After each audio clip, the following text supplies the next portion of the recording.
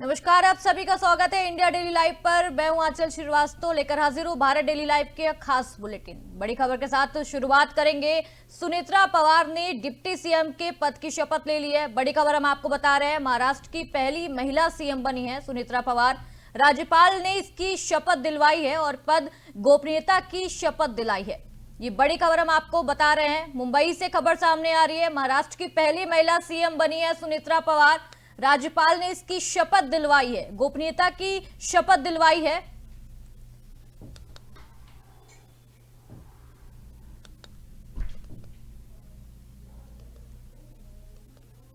ये बड़ी खबर अब आपको मुंबई से बता रहे हैं। मुंबई से ये बड़ी खबर सामने आ रही है, राज्यपाल ने पद की शपथ दिलवाई है और सुनेत्रा पवार ने डिप्टी सीएम पद की शपथ ग्रहण कर ली है। अजीत पवार के निधन के बाद ये बड़ा फैसला लिया गया है।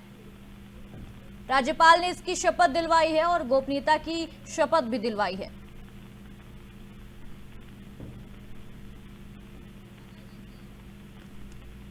इस खबर में ज्यादा जानकारी के लिए हमारे साथ गजानन दुबे जुड़ चुके हैं महाराष्ट्र से।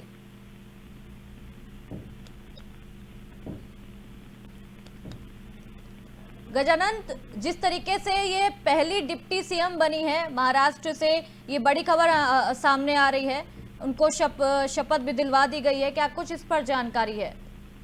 जी बिल्कुल आंचल, जहाँ तक बात करें, सुनेत्रा पवार अब महाराष्ट्र की पहली महिला उप मुख्यमंत्री हैं। उन्होंने अपने राज्यसभा पद से इस्तीफा दिया। उसके बाद पार्टी की मीटिंग हुई, जहां पर उनके दोनों बेटे पार्थ और जय पवार ने उनका मदद किया, उनके साथ खड़े रहे।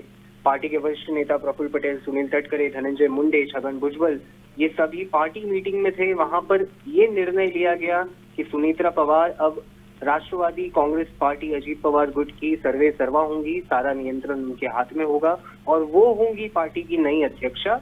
और उसके तुरंत बाद विधान भवन ने मुख्यमंत्री और उप मुख्यमंत्री देवेंद्र फडणवीस और एकनाथ शिंदे, साथ ही आप देखेंगे कि जो महाराष्ट्र राज्य के राज्यपाल हैं आचार्य देवव्रत, उनके समक्ष इन्होंने उप मुख्यमंत्री का पद लिया। उन्होंने ओथ सेरेमनी कंप्लीट की, उन्होंने शपथ ली और साथ ही गोपनीयता की सभी चीजों को मानते हुए अब वे महाराष्ट्र की पहली महिला उप मुख्यमंत्री बनी। जी गजानंद, जिसमें ये भी निकलकर सामने आ रही है खबर कि शरद पवार ने कहा है कि सुनेत्रा पवार की शपथ ग्रहण के बारे में उन्हें कोई जानकारी नहीं है। देखिए, ये एक राजनीतिक वाक्य आप इसे कह सकती हैं कि उन्होंने ये कहा है कि मुझे इस बात की जानकारी ही नहीं है कि आज किसका शपथ ग्रहण है, कौन शपथ ले रहा है, इसलिए वो वहां नहीं पहुंच पाए।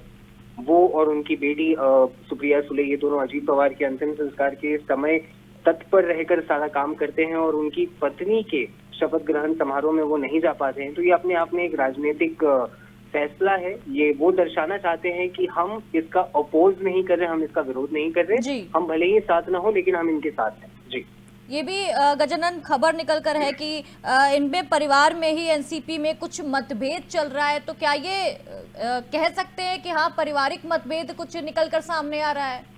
पारिवारिक मतभेद तो शुरुआत से ही था, इसलिए ये दो पार्टीज बनी। पहले से राष्ट्रवादी कांग्रेस पार्टी थी जो शरद पवार लीड करते थे, उसके प्रेसिडेंट थे, अध्यक्ष थे।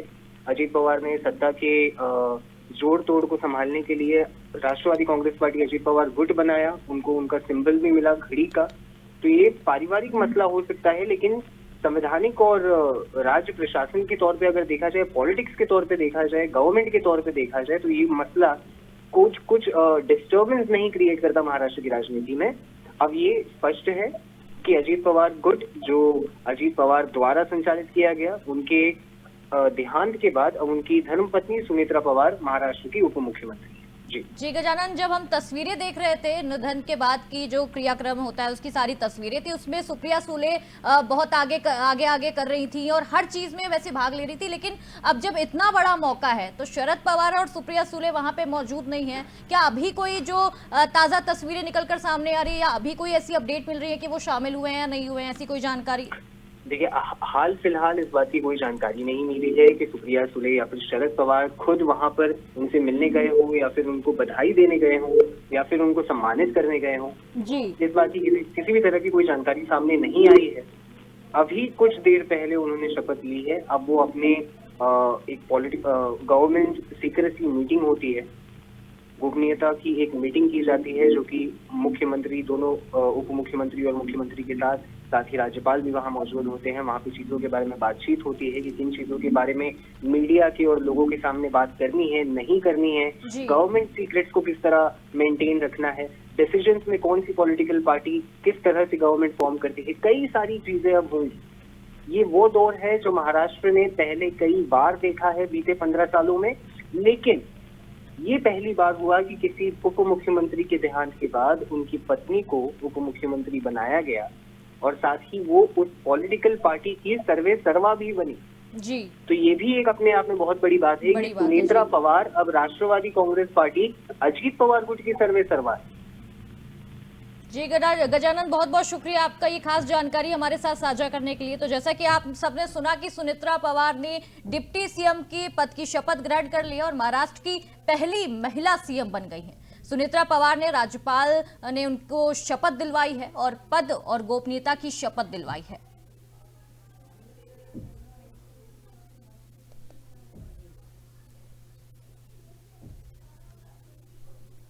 अगली खबर का रुख कर लेते हैं। जो अगली खबर आ रही है वो लखनऊ से आ रही है और बड़ी खबर आ रही है। उत्तर प्रदेश के मुख्यमंत्री योगी आदित्यनाथ ने फिल्म गोदान का पोस्टर रिलीज किया है और इस मौके पर फिल्म की पूरी कास्ट भी मौजूद रही और कार्यक्रम के दौरान मुख्यमंत्री ने भारतीय साहित्य और संस्कृति पर आधारित सिनेमा को समाज के लिए महत्वपूर्ण बताया है। उन्होंने कहा है कि ऐसी फिल्में सामाजिक मूल्यों और यथार्थ को सामने लाने का काम करती हैं। पोस्टर रिलीज के दौरान कलाकारों और निर्माताओं में खासा उत्साह भी देखने को मिला है। फिल्म गोदान को लेकर दर्शकों में भी उम्मीदें जताई जा रही हैं।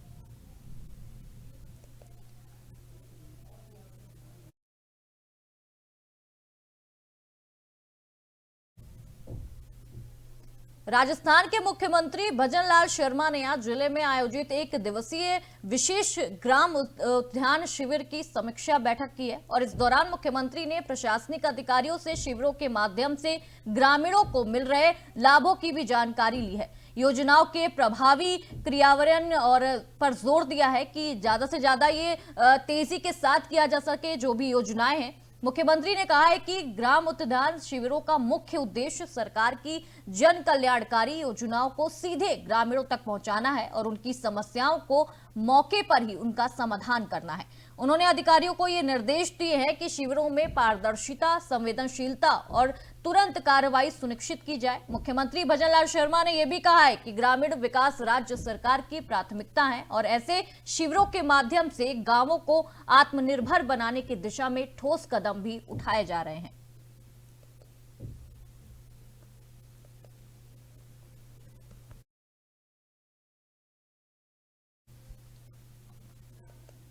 बिहार में नीट उम्मीदवार की मौत का मामला अब सिर्फ एक संदिग्ध मौत नहीं बल्कि न्याय और भरोसे की लड़ाई बन चुका है। जहां एक तरफ बिहार सरकार सीबीआई जांच की बात कर रही है, वहीं दूसरी तरफ मृतक छात्रा का परिवार साफ कह रहा है कि हमने कभी सीबीआई जांच की मांग की ही नहीं।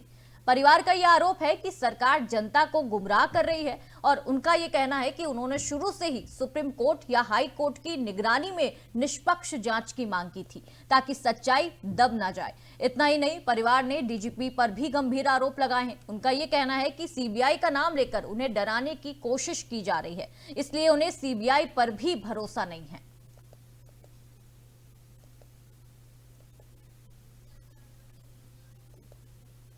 अगली खबर आ रही है महाराष्ट्र से।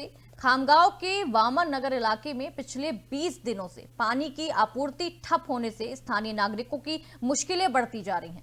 लोगों का ये कहना है कि रोजमर्रा की जरूरतों के लिए पानी की कमी ना उनकी जिंदगी को बुरी तरह प्रभावित कर दिया है।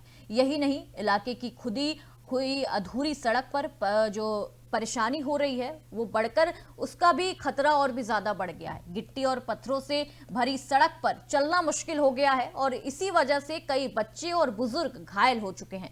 स्थानीय जो लोग हैं वो अधिकारियों से बार बार शिकायत कर चुके हैं, लेकिन अभी तक कोई ठोस समाधान उसका नहीं निकाला गया है। नागरिकों ने चेतावनी दी है कि यदि समस्या का समाधान जल्द नहीं हुआ तो वो जोरदार आंदोलन के जरिए मजबूर हो जाएंगे और इलाके की पानी और सड़क की स्थिति पर प्रशासन को तुरंत कदम उठाने की आवश्यकता है।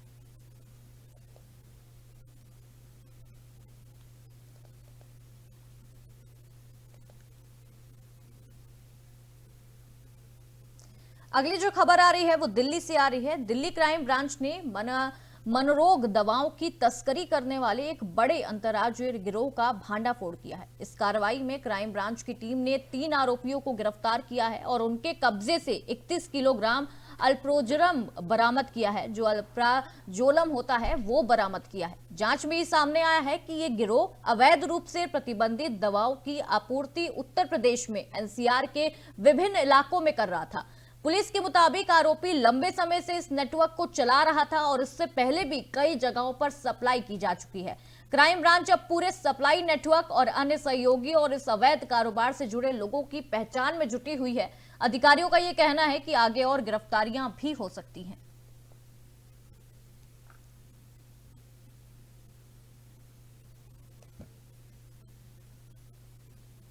जो अगली खबर आ रही है वो कर्नाटक से आ रही है। कर्नाटक के बिदर जिले से एक बड़ी खबर सामने आ रही है, जहां हुमानाबाद तालुक के मुटकेरा गांव में एक रहस्यमय विस्फोट हुआ है और ये धमाका मोलगी मर्रैया मंदिर रोड पर हुआ है, जिसमें इलाके में अफरा तफरी मच गई है।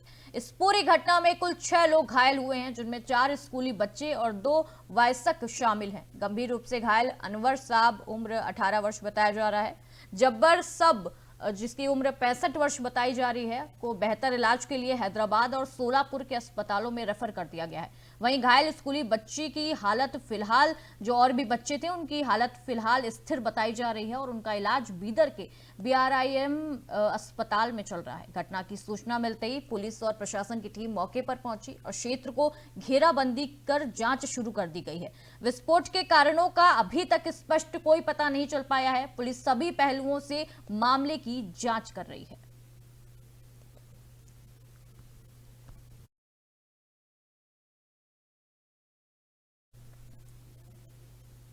रायगढ़ के मुरुड़ में आज जंजीरा मुक्ति संग्राम दिवस हर्षोल्लास के साथ मनाया जा रहा है और इस अवसर पर मुरुड़ की मेयर आराधना दांडेरकर ने ध्वजारोहण किया है और स्वतंत्रता संग्राम के इतिहास को याद किया है। प्रेस क्लब रायगढ़ ने इस दिन को सरकारी स्तर पर मान्यता देने की मांग की है और इतिहास में 31 जनवरी 1948 को जंजीरा संस्थान के भारत में विलय के लिए लंबा संघर्ष सफल हुआ था। इसी दिन को याद कर स्थानीय लोग स्वतंत्रता और संघर्ष की भावना को जीवित रखते हैं और समारोह में शामिल लोगों ने राष्ट्र और स्वतंत्रता के प्रति अपनी प्रतिबद्धता भी व्यक्त की है।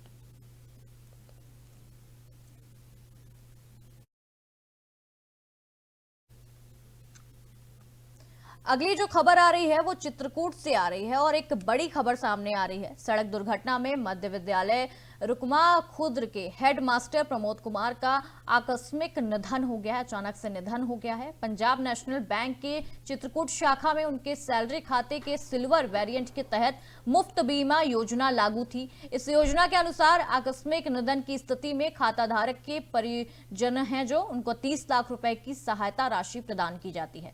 आज ये चेक जिलाधिकारी पुलकित गर्ग ने प्रमोद कुमार के परिजनों को सौंपा है और इस कदम से परिजनों को आर्थिक सुरक्षा मिली है और बैंक ने अपने खाता धारकों के प्रति जिम्मेदारी का उदाहरण भी पेश किया है।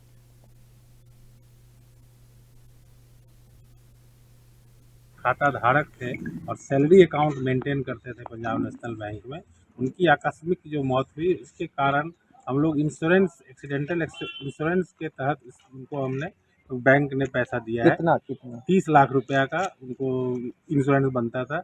आज के डेट में ये हम लोग अप्रैल 2025 में यही स्कीम्स जो है सैलरी स्कीम्स, इसको और भी अच्छे तरीके से अच्छी सुविधाओं से लैस करके फिर से बताया गया है। और आज हम लोग के सैलरी स्कीम्स जो हैं 4 तरह के हैं, अलग अलग सैलरी धारकों के लिए अलग अलग है। 30,000 तक किन्हीं की सैलरी है उनके लिए हम लोग 30 लाख, 70,000 तक किन्हीं की सैलरी है उनको हम लोग 50 लाख, 75,000 से अगर 1.5 लाख तक है तो उनको 1 करोड़ और 1.25 करोड़ का भी है जो कि 1.5 लाख से ऊपर की सैलरी वालों के लिए है। तो सैलरी स्कीम्स के लिए बहुत ही अट्रैक्टिव अकाउंट है हम लोग के पास। इसके अलावा युवाओं के लिए अलग खाताएँ हैं, महिलाओं खाता खोलना है उनके लिए बहुत सारी सुविधाएँ हैं, किसानों के लिए अलग डिपॉजिट के वेरिएंट्स हैं।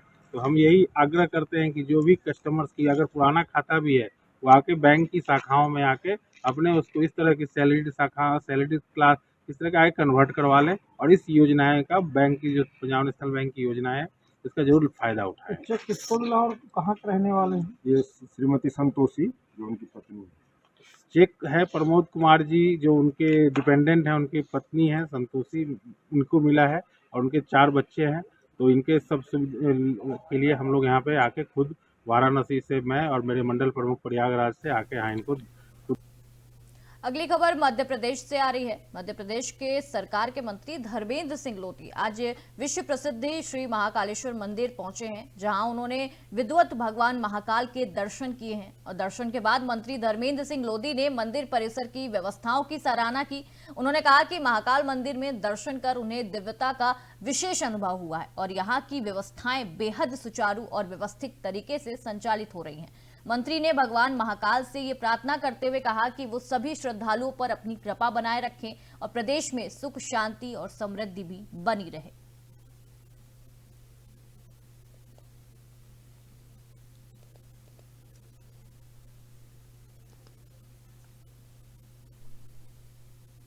उज्जैन से ये तस्वीरें सामने आ रही हैं। मंत्री धर्मेंद्र लोधी ने महाकाल के दर्शन किए हैं, पूजा अर्चना की है और प्रदेश की सुख समृद्धि की भी।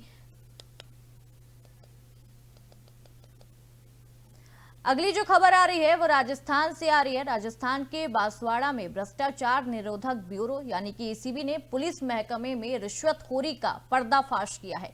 एसीबी बांसवाड़ा की टीम ने 2000 रुपए की रिश्वत लेते हुए एक हेड कांस्टेबल और एक कांस्टेबल को रंगे हाथों गिरफ्तार किया है। मामला पुलिस चौकी छोटी सरवा थाना पटना से जुड़ा बताया जा रहा है। पाटन से जुड़ा बताया जा रहा है, जहां हेड कांस्टेबल सुरेंद्र सिंह और कांस्टेबल जयपाल सिंह पर यह आरोप है कि वो एक वाहन क्षति प्रकरण में उचित मुआवजा दिलाने और वाहन सुपुर्दगी की फाइल तैयार करने के बदले में रिश्वत मांग रहे थे।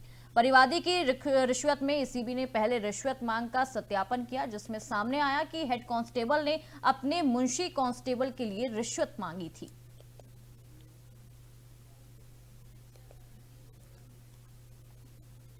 अगली जो खबर आ रही है वो रायगढ़ से आ रही है। शिवसेना ने अब जिला परिषद और पंचायत समिति चुनाव में अपना वर्चस्व जमाने की पूरी तैयारी तेज कर दी है।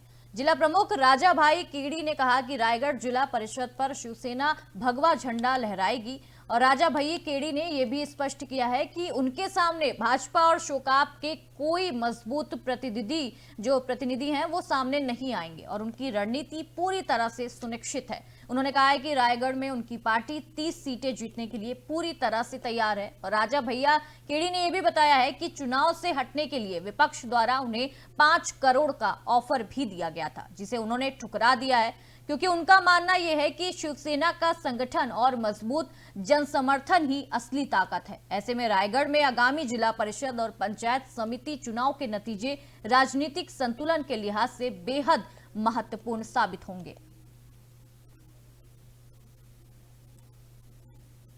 निवडणुकीची रणधुमाळी सुरू आहे आणि प्रचार प्रसार देखील शिगेला पोहोचलेला आहे।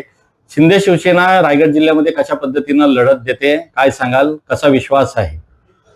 जिल्ह्यामध्ये शिवसेनाच्या नेतृत्वाखाली ज्या 59 सीट या जिल्हा परिषदेच्या आहेत त्या 59 सीट पैकी 37 सीट आम्ही शिवसेना धनुष्यबाणावर लढतोय आणि पूर्ण ताकदीने लढतोय। पक्षांनी ताकद दिलेली आहे। 3 आमदार आमचे आहेत, एक मंत्री आहे, भरतशेठ गोगावले साहेब हे मंत्री आहेत, 2 आमदार आहेत आणि उपमुख्यमंत्री एकनाथजी शिंदे साहेब आम्हाला ताकद दिलेली आहे। त्यामुळे आम्ही पूर्ण ताकदीने या सर्व सीट आम्ही शिवसेनेच्या धनुष्यबाणावर लढत आहोत।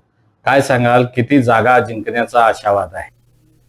तो ये थी देश दुनिया की तमाम बड़ी खबरों का सिलसिला यूं जारी रहेगा। आप देखते रहिए इंडिया डेली लाइव। नमस्कार।